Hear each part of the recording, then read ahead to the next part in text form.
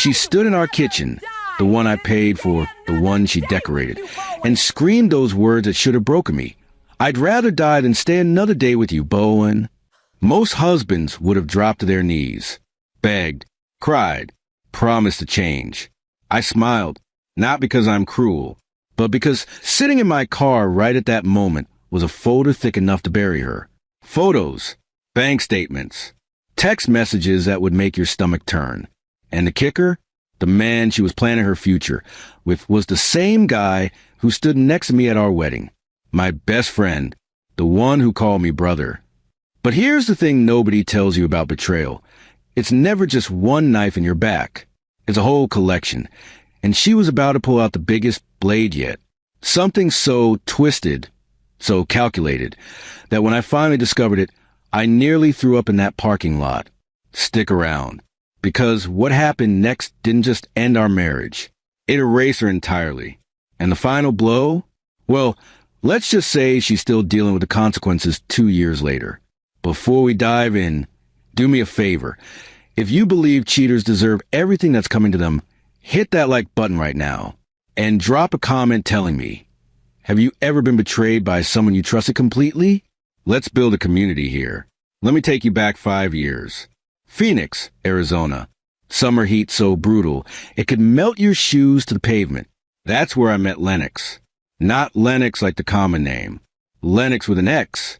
Her parents were artists or something, always had to be different. She had this energy about her, like sunshine concentrated into a person. Laugh that could fill a room. Those eyes that seem to actually see you, you know? We met at a charity event. I was there representing my tech consulting firm. She was there because, well, Lennox went wherever there was free wine and interesting people. We talked for 6 hours straight. Closed down the venue. The cleaning crew literally had to ask us to leave. 3 months later, I proposed at the Grand Canyon. Sunset proposal, the whole thing. She cried. I cried. Even the random tourists taking photos were crying. We got married in Scottsdale. Big wedding. 200 guests. Open bar. Her best friend Petra gave this speech about soulmates that had everyone sobbing into their chicken marsala. Life was everything I dreamed about. I bought us a house in Paradise Valley. You know the kind. Infinity pool, mountain views, one of those kitchens with an island bigger than most people's bedrooms. Cost me nearly $2 million. But watching Lennox's face when she first walked through those doors, worth every penny. We even started a business together. High-end event planning for corporate clients. She handled the creative side. I managed operations and finances. Within 2 years, we were pulling in 7 figures annually, featured in Phoenix magazine. Arizona's power couples under 40. I gave her everything. And I mean everything. New Mercedes every other year. She liked changing colors. Said it kept life exciting. Unlimited credit cards because creative people need freedom. Bowen. Girls trips to Cabo, Miami, New York. That fall, she spent 3 weeks in Italy doing a photography course. $14,000 for her to find herself. I didn't mind. I loved seeing her happy. But you know what's funny about being the person who provides everything? You stop noticing when you're the only one giving. The relationship becomes this one-way street, and you're so busy maintaining your lane that you don't see her exit ramp coming. The sign started small. Stupid small. She'd pick up her phone every time I walked into a room. Not suspicious at first. Everyone's on their phone, right? But then came the password changes. The screen tilted away from me. The late-night bathroom trips with her cell phone. Work stuff, she'd say. Client emergency. At 11 p.m., for an event 3 months away, then came the emotional distance. We'd be sitting on that expensive couch in our expensive house, and it felt like we were on different planets. I'd ask about her day, get 3-word answers, try to plan a date night. She'd suddenly remember a meeting. Our bedroom became a hotel room where 2 strangers happened to sleep. I told myself it was stress. The business was growing. Wedding season was always intense. She just needed space. But here's what I've learned. When someone needs space from you specifically, they're usually filling that space with someone else. Then one Tuesday morning, I found something that made my stomach drop. A receipt. crumpled in her gym bag. Dinner at Kai, that's a 5-star restaurant at the Sheraton, $240. On a night, she told me she was working late at a client site. And what I discovered next, when I actually started paying attention, that almost made me sick right there in our walk-in closet. The arguments started getting nasty, not the normal couple stuff. I mean the kind of fights where you see someone's real face for the first time, and it's ugly, twisted, nothing like the person you married. It started over something dumb. I asked her to be home for my mom's birthday dinner. Simple request. My mom lives in Tucson, we barely see her. One dinner. Lennox looked at me like I'd asked her to donate a kidney. I'm not your property. Bowen, I have my own life, my own friends. I can't just drop everything because your mother wants to play happy family. My mother, not mom or your mom. My mother, like she was some stranger. It's one dinner, Lennox. She's turning 70, and I'm turning 33. Maybe I don't want to spend my youth catering to everyone else's needs. Her youth, like I was some old man trapping her. I'm 36. The fights got worse. She'd come home at 2 a.m., stumbling, claiming she was out with her friend Petra. When I'd express concern, not anger, just concern, she'd explode. You're suffocating me. God, Bowen, do you hear yourself? You sound like a controlling psycho. Controlling? Because I want to know why my wife was coming home at 2 a.m. smelling like cologne I didn't own. One night, I couldn't sleep. Found myself sitting in my home office at 3 a.m., staring at our wedding photos on the wall. That girl in the white dress, laughing, looking at me like I was her whole world. Where did she go? Have you ever felt that? When the person you love becomes a complete stranger, and you're left wondering if you ever really knew them at all. Drop a comment if you've been there, because that loneliness hits different. I made a decision that night, one I'm not proud of, but one that saved my life. I hired a private investigator. His name was Dutch. Former cop, now did private work. Came highly recommended. We met at a coffee shop in Tempe, far from anywhere Lennox might go. I need you to follow my wife, I said. The words tasted like poison coming out. Dutch didn't judge, just nodded. How long you want surveillance? However long it takes to know the truth. Most guys already know the truth before they call me, Dutch said, stirring his black coffee. They just need proof. 3 days. That's all it took. Dutch called me on a Friday afternoon. I was in my car outside a client meeting. Bowen, you need to sit down for this. My heart was already racing. Just tell me. Your wife's having an affair. The world went quiet. Even though I'd suspected it, hearing the words out loud felt like being hit by a truck. With who? Dutch paused. You know a guy named Jasper Finch? Everything inside me stopped. Jasper Finch. My best friend since college. The guy who helped me move into my first apartment. Who stayed up with me all night when my dad died. Who stood next to me at my wedding as my best man. Tears in his eyes, telling me how lucky I was. Who called me brother. Are you absolutely sure? My voice sounded far away. Got photos, videos, text messages. They're not even trying to hide it anymore. Man, I am sorry.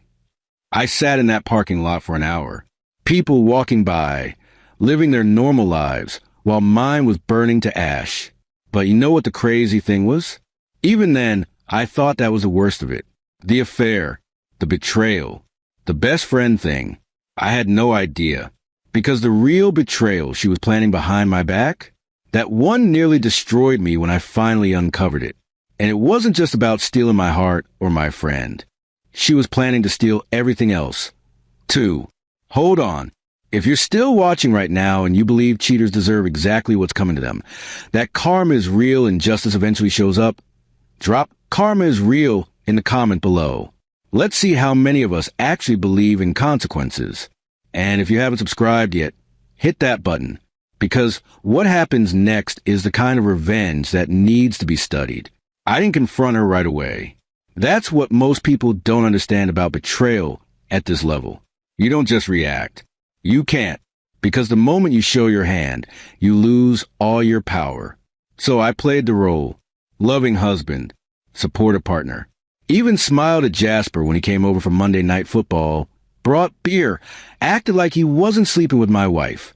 But inside, I was made of ice, cold, calculating, watching everything. I noticed more now, how they'd text and she'd smile at her phone in ways she never smiled at me anymore.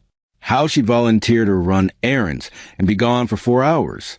How our bedroom had become completely dead because she was getting everything she needed elsewhere. 2 weeks after Dutch confirmed the affair, Lennox came home early, unusual for a Thursday. She found me in the kitchen, making dinner. "We need to talk," she said. Those 4 words. Never good. I turned off the stove. "Okay." She sat at the island. Wouldn't look at me. "I'm not happy, Bowen." "I know.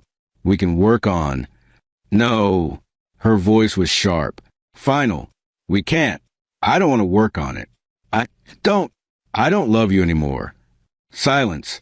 Just the hum of the refrigerator. "I want a divorce." There it was. The bomb. Delivered like she was ordering takeout. "Is there someone else?"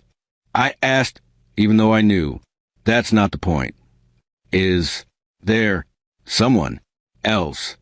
She looked at me then, and I saw it. Not guilt, not remorse. Annoyance. Like I was inconveniencing her by asking questions. "Yes," she said. "Yes, there is. And he makes me feel alive again. He sees me, Bowen. Really sees me, not just as a business partner or a trophy wife, as a person." Jasper made her feel seen.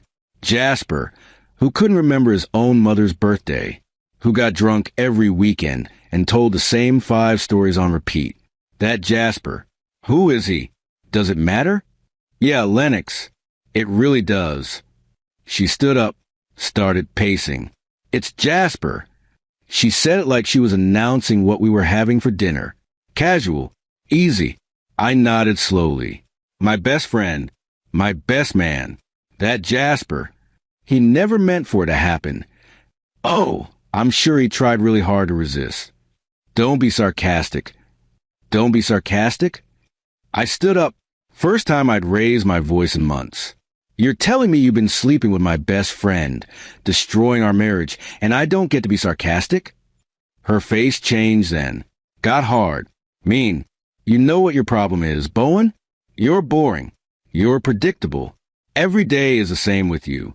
Work, home, dinner, sleep, over and over. I'm 33 years old, and I feel like I'm 80. I gave you everything. I didn't ask for things. I asked for a life, for passion, for someone who makes me feel something other than comfortable. Comfortable? Comfortable? I built us an empire. We have everything." She laughed. Actually laughed. "We have your empire. Your house. Your business that I just helped decorate. Everything here is yours, and I'm just an accessory." That's not true. It is, and I'm done. I'm done being Mrs. Bowen Cross. Perfect wife, perfect partner, perfect puppet. Then she said it, the line that should have broken me. She got right in my face, eyes wild, voice shaking with anger, and screamed, "I'd rather die than stay another day with you." Most husbands would have crumbled. I smiled, not big, just a slight curve of my lips. Because sitting in my car, in a lock safe in my office, in a folder at my lawyer's office, was everything I needed. And that smile, it confused her. Mayer stepped back. "What's funny?" she demanded. "Nothing," I said calmly. "If you want a divorce, we'll do a divorce. I'll have my lawyer draw papers." She blinked. "That's it? You're not going to fight for us. You just told me you'd rather die than be here. What exactly am I fighting for?" Something flickered in her eyes. Maybe she expected me to beg, to give her that final ego boost before she walked away. Instead, I turned the stove back on, kept making dinner. "I'll stay at Petra's tonight," she said. "Give us both space." "Sure, take your time." She stood there for another minute, waiting for something, a reaction, a breakdown, anything. I just stirred the pasta. When she finally left, slamming the door hard enough to rattle the windows, I sat down at that kitchen island. And I made my first move. You know what they say about revenge? That you should dig 2 graves. They're wrong. You don't need any graves if you do it right. You just need patience, strategy, and the willingness to let someone think they're winning right up until the moment you pull the rug out from under their entire existence. I called my lawyer that night. Randall Cho, best divorce attorney in Arizona, maybe the whole Southwest. We'd actually done some corporate work together years ago. He knew his stuff. Bowen Cross, Randall answered. How's the beautiful wife? That's why I'm calling. His tone shifted immediately. My office. Tomorrow, 9 a.m. I showed up with everything. The PI report. Photos of Lennox and Jasper at restaurants, hotels, his apartment. Text messages Dutch had recovered. Turns out Lennox wasn't as tech savvy as she thought. Every working late lie. Every girl's trip that Petra knew nothing about. Randall spread it all across his conference table like evidence at a crime scene. This is solid, he said. Arizona is a no-fault state, but this establishes a pattern. Shows bad faith. We can use this. I want her to get nothing, I said. Randall looked up. That's going to be hard. You're married. Community property state. She's entitled to half of everything acquired during the marriage. Find a way. Bowen. Randall, she's planning something. I can feel it. The way she demanded the divorce. The confidence. She thinks she's getting everything. Fine. A way. He nodded slowly. Give me a week. Don't do anything. Don't confront her. Don't let her know you know anything beyond the affair. Can you do that? I've been doing it for 3 weeks already. Good. Keep playing the devastated husband. Let her think she's in control. So that's what I did. Lennox came back 2 days later to get more clothes. I was sitting on the couch, looking appropriately miserable. How are you? She asked, almost gentle, like she cared. I've been better, I said honestly. I know this is hard. Do you? Do you know what it's like to have your wife tell you she'd rather die than be with you? She looked away. I shouldn't have said it like that. But you meant it. Silence. Yeah, she finally said. I meant it. I nodded. I'm meeting with my lawyer tomorrow. We'll start the paperwork. Bowen, I want this to be fair. I'm not trying to destroy you. I almost laughed. Fair. Okay. I mean it. We built the business together. We bought this house together. I just want what's mine. What's mine? Not what's ours. What's mine? Sure, I said. Whatever you think is fair. She smiled then. Small. Satisfied. Like she'd already won. I'll have Petra come help me pack more stuff tomorrow. Take your time. After she left, I sat in our house, my house, soon, and felt nothing. No sadness. No anger. Just cold calculation. Randall called me 3 days later. We need to meet. Now. His office. He looked shaken. What's wrong? I asked. He slid a folder across the desk. I had my investigator do some deeper digging. Bowen, your wife isn't just planning to divorce you. She's planning to destroy you. I opened the folder. Inside were draft legal documents, restraining order requests, accusations of emotional abuse, financial control, isolation from friends and family. All lies. There's more, Randall said. She's been meeting with her own lawyer for 6 weeks. She's claiming you coerce her into signing business documents she didn't understand, that you've been financially abusive, that she's scared of you. My hands started shaking. She's going for everything, Bowen, the house, the business, alimony, and she's building a case that makes you look like a monster so she can justify it. I looked up at Randall. Can she win? If she gets the right judge? Maybe. These kind of accusations, even without proof, they stick. They poison perception. So, what do we do? Randall leaned forward. We beat her at her own game, but it's going to require some moves that might make you uncomfortable. Try me. We need to protect your assets immediately. Transfer business ownership to a trust. Move money offshore. Legally, everything documented. Make it so when the divorce goes through, there's nothing liquid for her to claim. That's legal, with proper documentation, And legitimate business reasons? Absolutely. We're not hiding assets. We're protecting them from a bad faith actor. Do it. There's one more thing, Randall said carefully. We need to flip the narrative. Right now, she's building you as the villain. We need evidence that she's the aggressor, the cheater, the liar. I have that. Not just photos. We need her in her own words, admitting to the affair, admitting to the false allegations, admitting her plan. How? Randall handed me a small device. Audio recording is legal in Arizona with one-party consent. You're a party to any conversation you have with her. Record everything. That night, I sat in my home office. The house felt huge and empty. Cold. I thought about the girl I married. The one who laughed at stupid jokes and danced in the kitchen and told me I was her person. Was she ever real? Or was I just convenient? The bank account she needed to live the life she wanted? Doesn't matter, I decided. That girl, real or not, was gone. And the woman who took her place was about to find out what happens when you try to erase someone who's already 3 steps ahead. Because in 48 hours, everything she counted on, her affair, her plan, her future with Jasper, her claim to my money, my business, my life, all of it was about to vanish, like she never existed. The recording device Randall gave me was tiny. Looked like a pen. Click the top. It records everything. I carried it everywhere. 2 days after my meeting with Randall, Lennox texted me. She wanted to meet at the house. Talk about logistics. She said, translation. See what she could squeeze out of me before the lawyers got involved. She showed up looking different. Hair styled. New outfit. Makeup done. She was dressed for Jasper, not for me. Probably had plans to see him right after. Thanks for meeting, she said, sitting at the kitchen island like she still owned the place. No problem. I clicked the pen, set it on the counter between us. I've been thinking about how we split things, she started. I want to be fair. Okay. The house. I think we should sell it. Split the profit 50-50. That's fair, right? The house I bought, with my money, before we were married. It was purchased before the wedding. I said carefully. She frowned.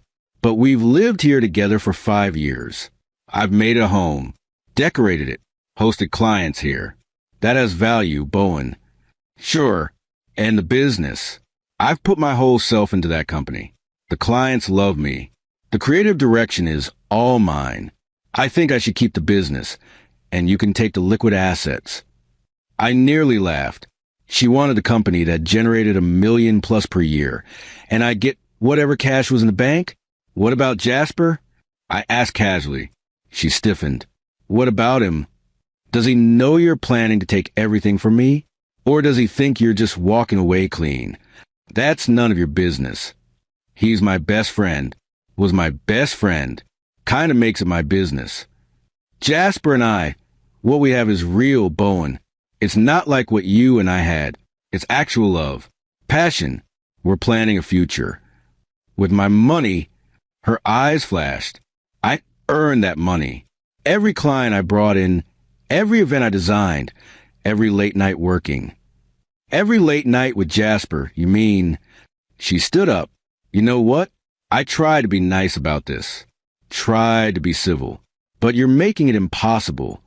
I'm just asking questions. You're being passive-aggressive and cruel. God, this is exactly why I needed to leave. You make me feel crazy. I make you feel crazy? I'm not the one sleeping with my spouse's best friend. At least he sees me, she screamed. At least he makes me feel wanted. You treat me like a business partner, not a wife. Is that what you'll tell the judge? That I wasn't romantic enough, so you had to cheat? I'll tell the judge the truth. That you controlled every aspect of my life. That you isolated me from my friends. That you made me financially dependent on you. That I was scared. She stopped, realized she'd said too much. I picked up the pen, clicked it off. Scared of what, Lennox? Her face went pale. Nothing. I didn't mean... No, please. Continue. Tell me how you're going to tell a judge you were scared of me. The guy who never raised a hand to you. Never even raised his voice until last week. You don't understand. I understand perfectly. I stood up. You're planning to lie, to destroy my reputation, to take everything I've built. And you think because you're a woman, because you can cry on command, because you can play victim, you'll win. Get out of my house, she said quietly. Your house? This is MY House. My name on the deed. You're just a soon-to-be ex-wife who's visiting. I said get out. No. I stepped closer. Not threatening. Just close enough that she had to look me in the eyes. You want me out? You'll have to call the cops. And when they come and they see no marks, no damage, nothing but you screaming at a calm man in his own home, how's that gonna look for your abuse narrative? She grabbed her purse, headed for the door. One more thing. I called your lawyer, the one you've been meeting with for 6 weeks, the one helping you build this case. You might want to ask him how Arizona feels about perjury, about false accusations, about fraud. She froze at the door. Sleep well, Lennox. She left without another word. I played the recording back. Crystal clear.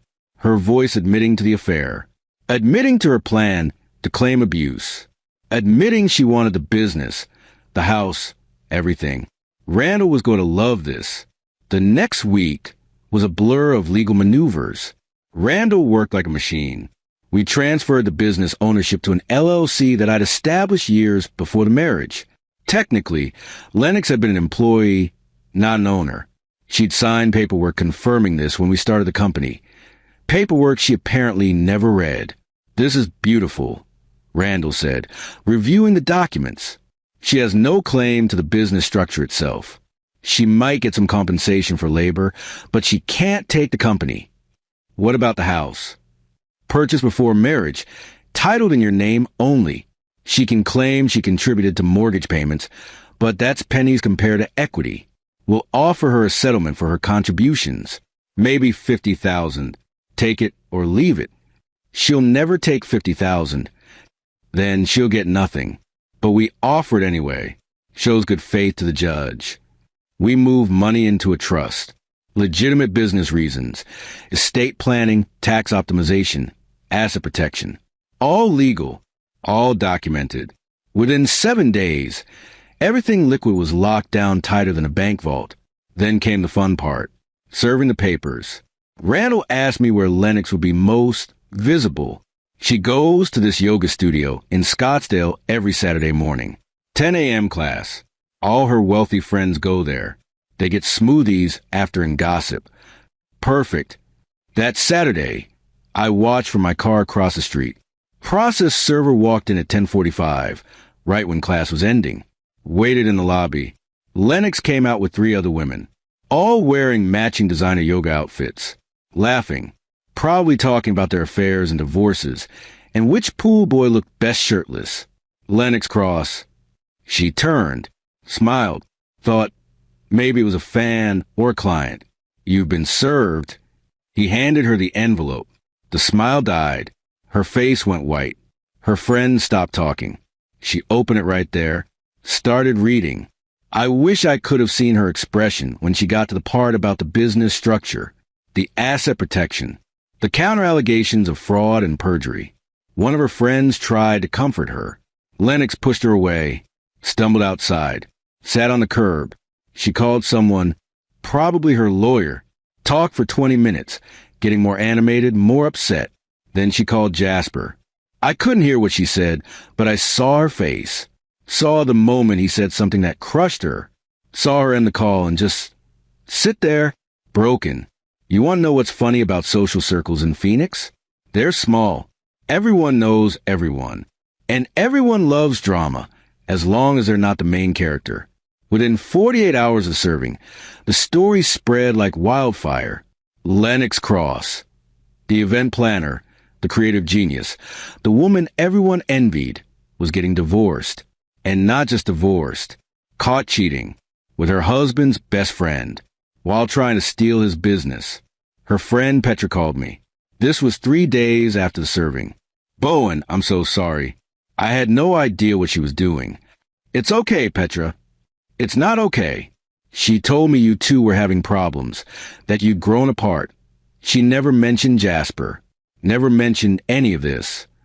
Did you know about the affair? Long pause. I suspected something, but she said it was just a friendship, that you were being paranoid and controlling. And you believed her? She's my best friend, was my best friend. God, I don't even know anymore. She tried to destroy me, Petra, planned to lie about abuse. Take everything I built. I know.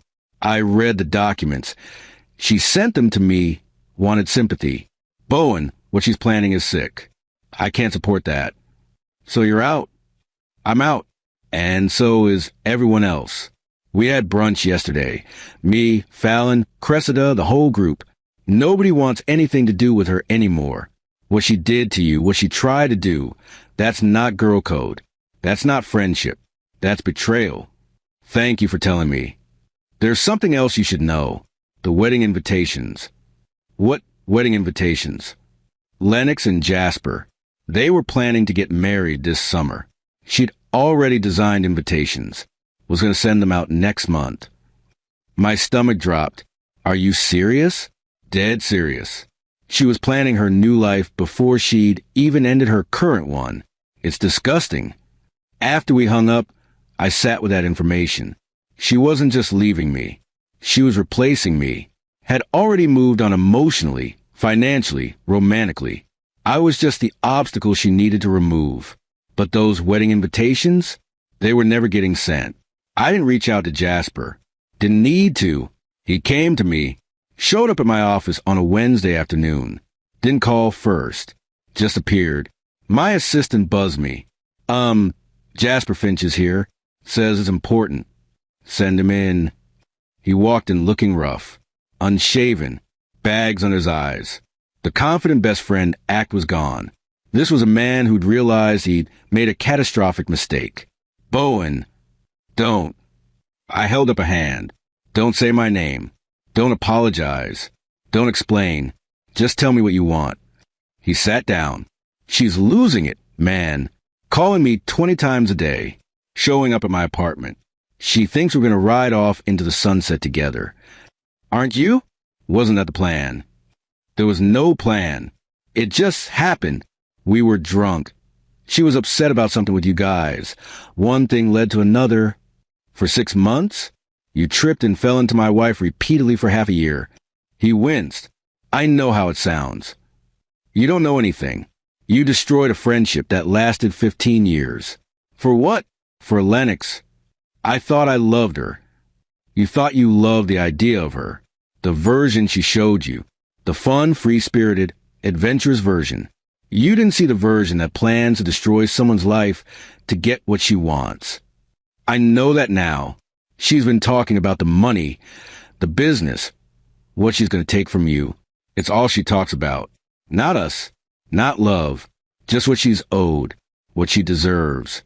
And let me guess, now that you know there's no money coming, no business to steal, no luxury lifestyle, the fun, you're out.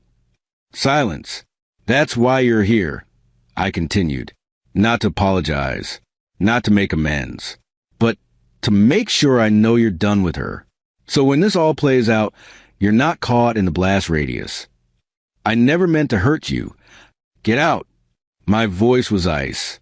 Get out of my office. Get out of my life.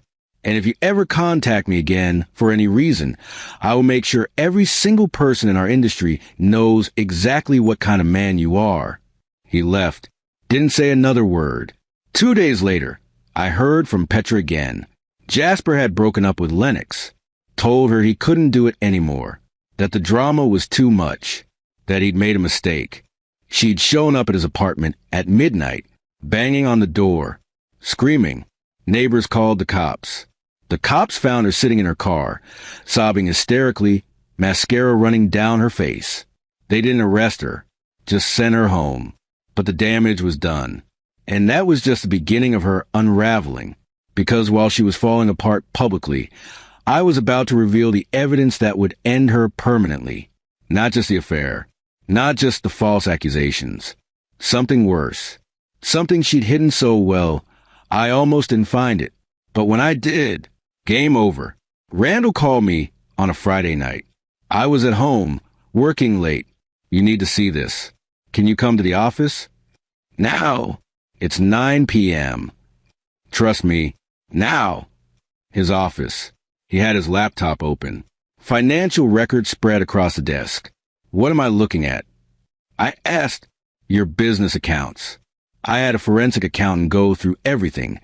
Standard procedure for contested divorces. And, Bowen, your wife's been stealing from the company for 2 years. My blood went cold. What? He turned the laptop toward me.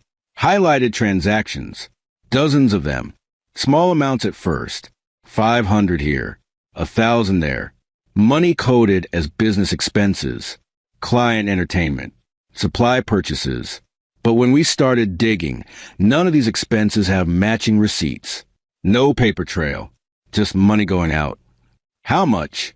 Total? About $280,000. I sat down hard. $280,000. She's been siphoning it into a separate account. Her name only. Probably planning to claim it as personal savings in the divorce. Make it look like she'd been financially independent all along. Can we prove it was her? Her signature on the withdrawals. Her codes accessing the accounts. And here's the best part. She got sloppy toward the end. Last 3 months, she was pulling 10, 15,000 at a time. That shows intent. That shows escalation. What does this mean for the case? Randall smiled. Actual smile. It means we've got her on fraud. Embezzlement. She tried to frame you as financially abusive while she was literally stealing from the marital assets. No judge in the country will side with her after this.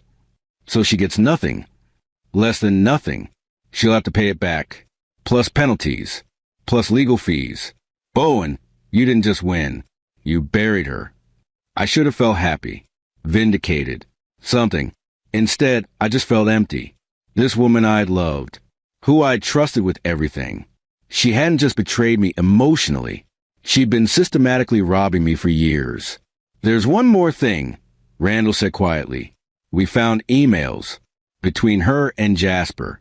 They were planning this from the beginning. Planning what? The affair wasn't accidental. They discussed it. Planned it. She told him she was going to secure the bag. Her words, and then they'd be together. The whole thing was a setup. He showed me the emails.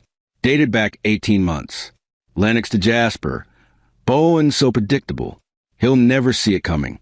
By the time we're done, we'll have everything we need to start over. Together. Jasper to Lennox. You sure he won't fight back? Guy's not stupid. Lennox to Jasper. He loves me. Love makes people stupid. Trust me. I read them twice. 3 times. Try to make them make sense. When did love turn into a weapon?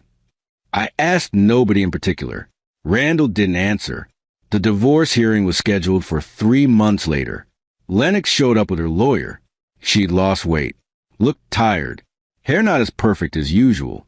She wouldn't look at me. Her lawyer tried. Give him credit. He opened with the abuse narrative, the financial control, the emotional manipulation.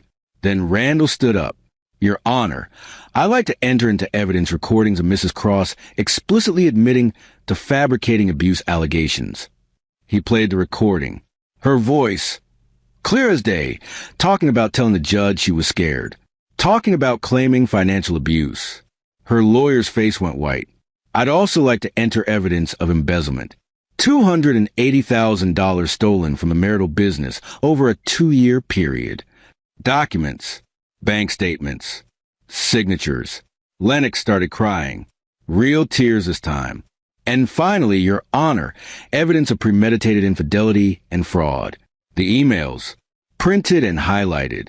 Her plan to secure the bag and leave. The judge read everything. Silent. Face unreadable. Finally, Mrs. Cross, do you have anything to say? Lennox stood, shaking. I made mistakes. I know that, but I gave 5 years of my life to this marriage. I helped build that business. I deserve something. You deserve jail time. The judge interrupted. The only reason you're not being criminally charged right now is because your husband has declined to press charges.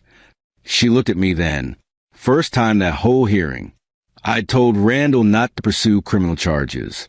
Not out of mercy, but because prison would have been too easy. Too quick. I wanted her to live with this. Every day. The knowledge that she destroyed her own life. I'm granting Mr. Cross full ownership of all marital assets. The judge continued.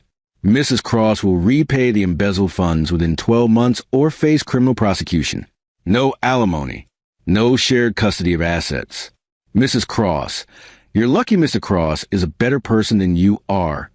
Bang. Gavel down. Lennox collapsed into her chair. Her lawyer packed up his briefcase. Didn't even comfort her. Outside the courthouse, she tried to approach me. Bowen, please.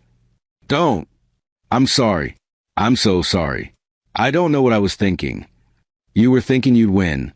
That I was too dumb, too in love, too trusting to fight back. You were wrong. I have nothing. No money, no job, no friends. Jasper won't even answer my calls. Good. Please, I'm begging you. Can we just talk? No, we can't. We won't. This is the last time you'll ever speak to me. If you try to contact me again, I'll get a restraining order. Where am I supposed to go? That's not my problem anymore. I walked away, got in my car, drove home. Our house. My house now. I sat in the kitchen where she'd scream she'd rather die than stay with me. And I felt nothing, just cold, satisfied emptiness. I didn't keep tabs on Lennox. Didn't need to. But Phoenix is small. People talk. 6 months after the divorce. Petra called me. I thought you should know.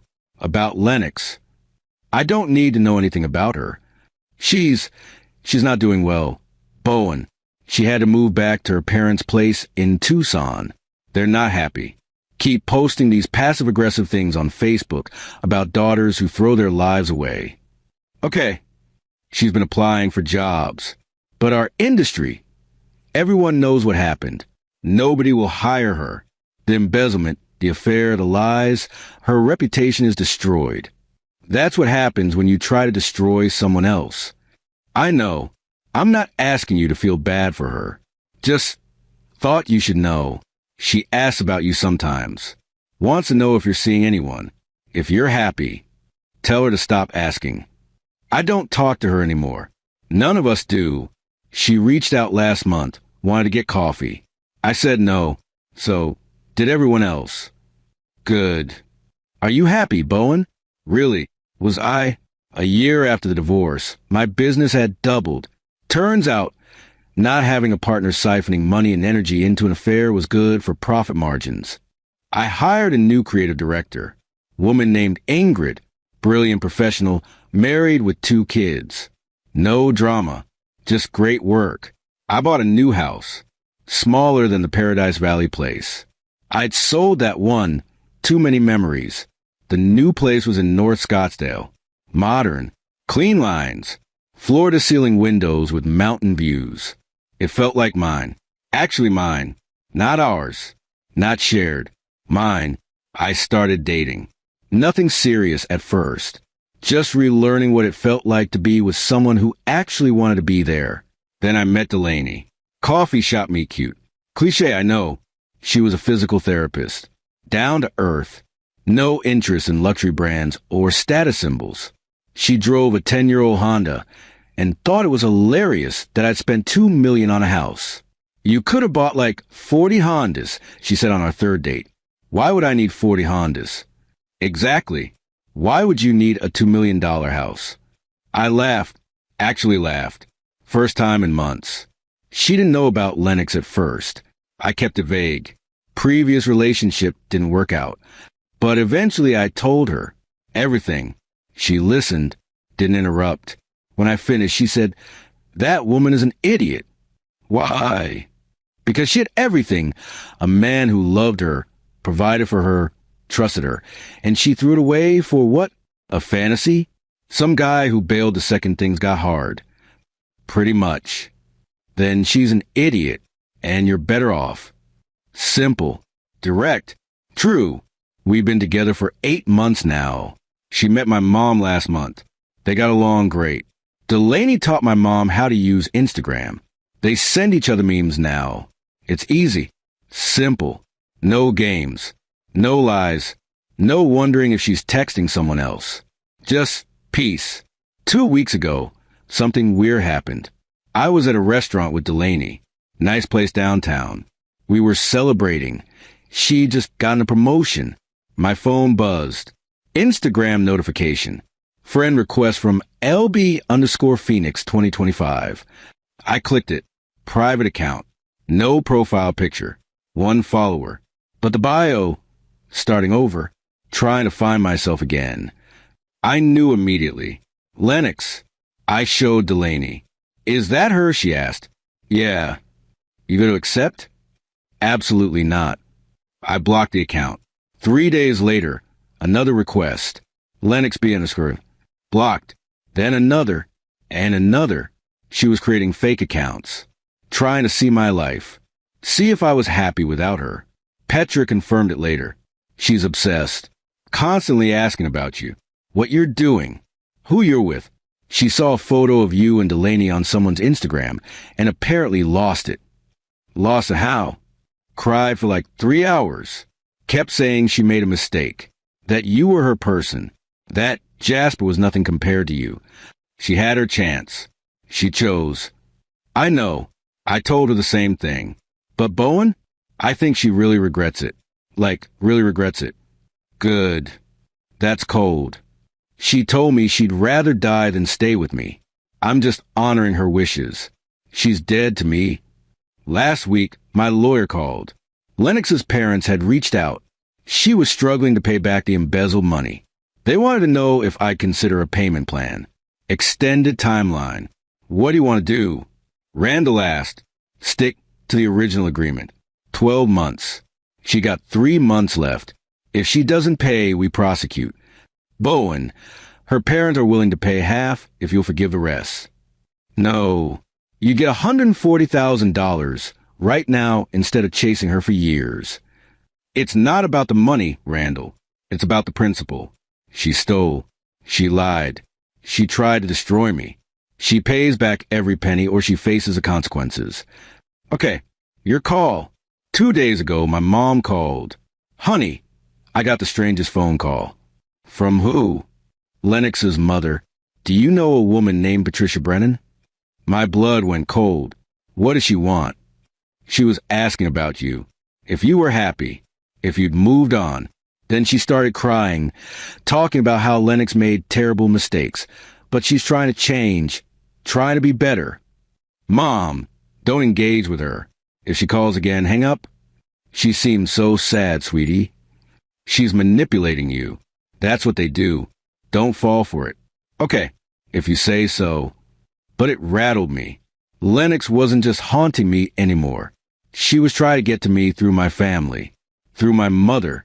That night, I sent one final message through Randall. Tell her and her family. Any further contact with me, my family, or anyone in my life will result in an immediate restraining order and full criminal prosecution. This is the only warning. I haven't heard anything since. You know what's weird about revenge? It doesn't feel like they show it in movies. There's no triumphant music. No moment where everything feels perfect and justified. You just feel tired. I won. Legally, financially, morally, I won every aspect of that fight. But winning doesn't erase the fact that I spent 5 years of my life with someone who was planning my destruction. Doesn't erase the nights I stayed up wondering what I did wrong. Doesn't erase the moment my best friend looked me in the eye and lied. People ask if I regret how hard I went. If maybe I should have been more merciful. I don't. Mercy is for people who make mistakes, who feel actual remorse, who own their actions. Lennox wasn't sorry she hurt me. She was sorry she got caught. Sorry she lost. There's a difference. Last month, I was having dinner with Delaney. She asked me something nobody else had. Do you think you'll ever trust someone the way you trusted Lennox again? I thought about it. Really thought. No, I said honestly. But I don't think that's a bad thing. I trusted blindly before. Assumed the best. Ignored red flags because I wanted the fantasy to be real. Now, I trust carefully. With evidence. With time. That sounds lonely. It's realistic. And honestly, I'd rather be lonely than destroyed.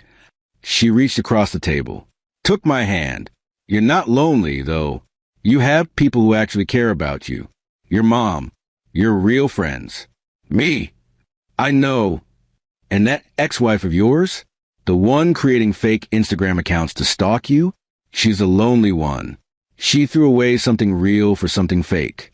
And now she has nothing. She was right. 2 years since the divorce was finalized. I'm sitting in my home office. The new house.